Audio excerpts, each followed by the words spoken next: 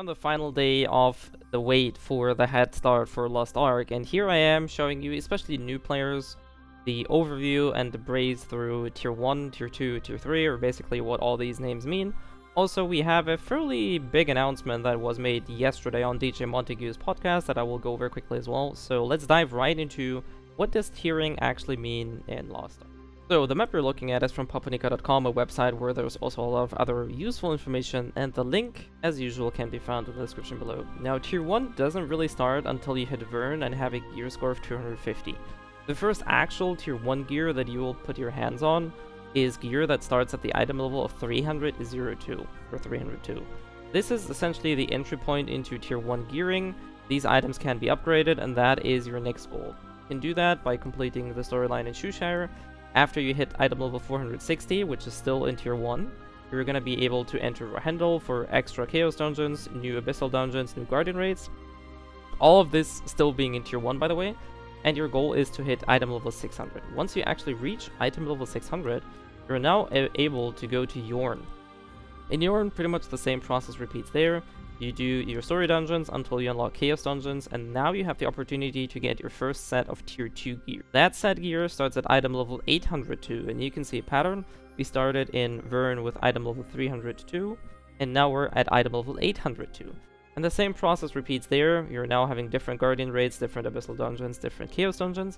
You're farming the materials to upgrade your gear, alongside the where you're going to go to Phaeton, similar as you did to Rohendel, where you unlock new Guardians, new Chaos dungeons, and new Abyssal raids, all while still being in Tier 2.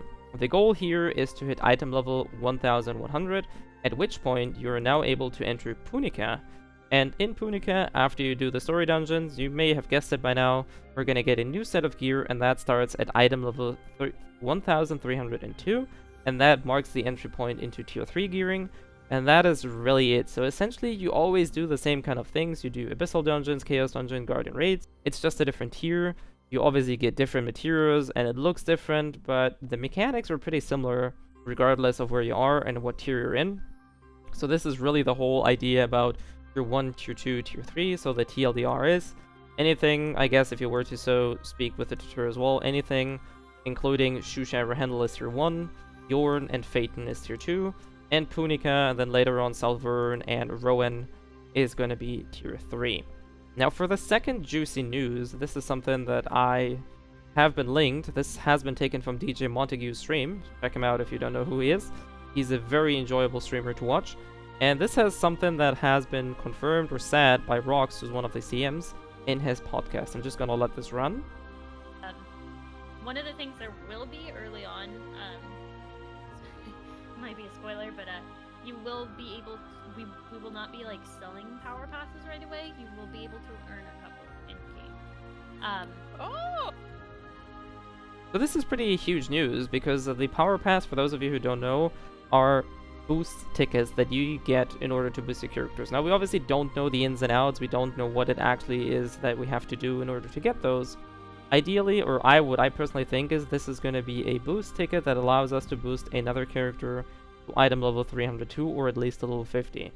Like I said, we don't know the ins and outs, but I think this is a pretty huge announcement, because this means progression, making alts, making multiple characters.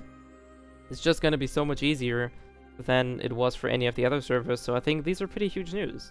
I guess now it's time to finally reveal the server that I, or more importantly the Wizzles, are going to go to, and we are going to be playing on Zinnervale. And yes, Zinnervale is probably going to be one of the most populated servers, but they're like the server drama. I just want to say that much, that changes happen, and yes, we're probably going to be running into queues, and yes, it might not be the ideal server, though I don't really know if there is an ideal server for anybody at this point. With so many switches happening last minute, I think everybody wants to play the game, and I also think that we're going to run into queues, but I think after a week or two, most of this should hopefully normalize. So yeah, Zinnervale it is for Wizzles and me.